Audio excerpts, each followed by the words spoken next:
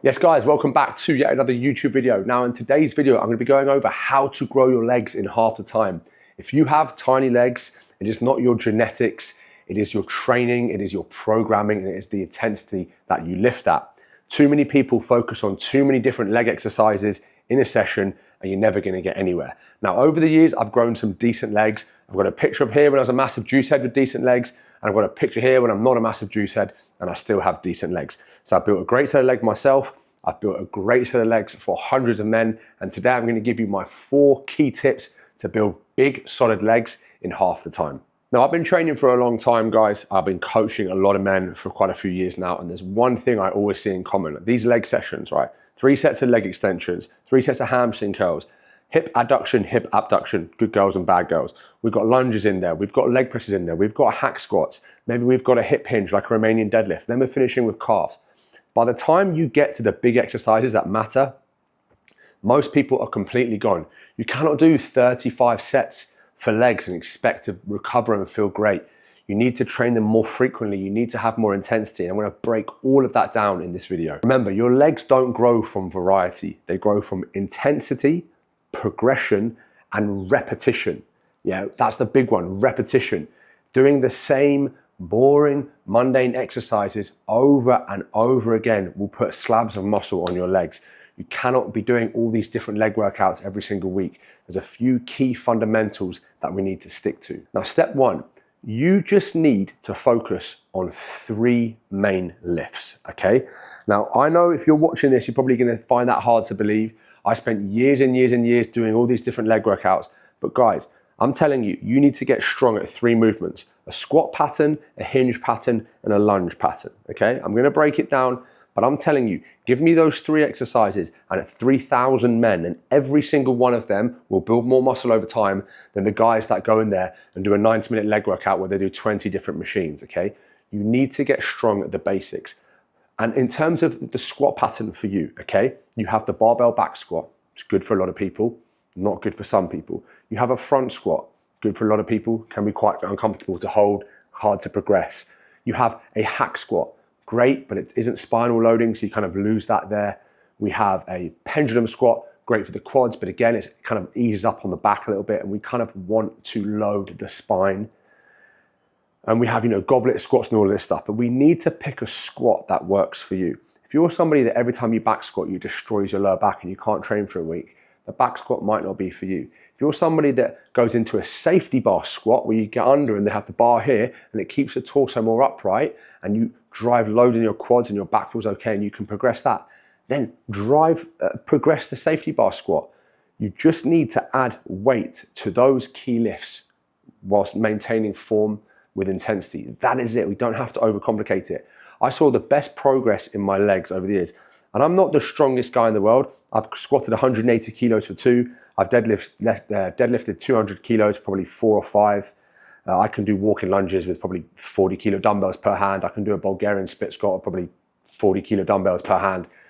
That's all I've ever needed. I don't need to hip thrust. I don't need to do the quarter rep leg press with 18 plates per side that you see guys do. You just need to progress these 3 movements. The squat variation, a deadlift variation. It might be a conventional deadlift. It might be a sumo deadlift.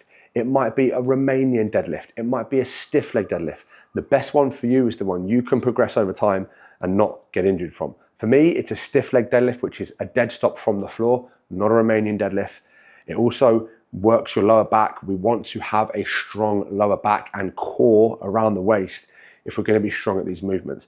And then the 3rd movement you need to progress is a lunge variation, a walking lunge, a barbell walking lunge, a Bulgarian split squat, a regular split squat. They're all very, very similar. But my personal favorite is the walking lunge with a bar on my back, so I don't have to worry about my grip, okay? I'm telling you, if you can add 50 kilos to your squat, 50 kilos to your deadlift, and 20 kilos per side to your lunge, your legs will be bigger than so many people's legs. You'll make more progress in that year than you've ever made in your training career. I've literally used this method with hundreds and hundreds of clients, and I've used it with myself. I've helped people build so much muscle. I've helped people lose body fat and maintain all their muscle. And these 3 exercises are a key in any plan that I use for my guys. Step number 2 is we need to get as strong as possible whilst maintaining form, exercise execution, and tempo, okay? If you're squatting 80 kilos for 10 to depth, and by depth, I mean, parallel knees and hip kind of in a line. It's different for everybody. I've got quite short legs. I've got short femurs, little midget legs, and I can squat like that. Then you have some guys that are so tall that they go into a good morning just to be able to hit depth. Everybody's different. Those people would elevate their heels, drive their toes further forward, maybe move to a safety bar squat. Everybody's different, okay? But the key to building big legs, obviously I'm gonna get into calories and all that, is getting stronger at these movements over time. But like I said, you don't wanna have an 80 kilo squat for 10, and then make it 85 kilos, and then your depth goes, and then make it 90 kilos, and then you're half repping, and then make it 100 kilos, and you're doing a 1-1 tempo.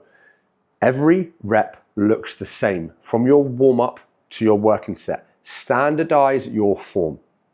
Standardize your reps. That is, I hope that pops up on the screen there. Standardize your form.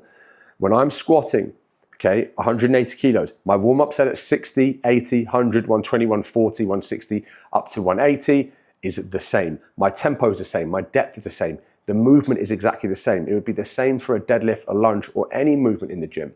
You need to get stronger over time, but become obsessed with nailing form, tempo, and execution. Step number 3 that we need to think about as well, guys, is once we have mastered, obviously, form, the movements, is we then need to learn how to train with intensity. Sounds stupid to say train hard, but anyone that trains watching this, I have a lot of guys that watch this, a lot of my clients watch these videos, we all know that it's very different going to like an RPE 10, which is a rate of perceived exertion, how hard you're trying out of 10, 10 being hard, 1 being easy, on a hack squat than it is on like a lateral raise or a bicep curl, okay? It takes your soul every time you train legs, and it should take your soul. Tom Platz would always say there's always 5 more reps, and after that, there's just 5 more reps. There's always more in the tank. I coach a lot of men, I've coached a lot of women, I have a lot of people send me their training clips. 1% of people train properly, hard. If you can train with intensity, we've all seen the bodybuilders that train so hard and they train like shit and they've got so much muscle.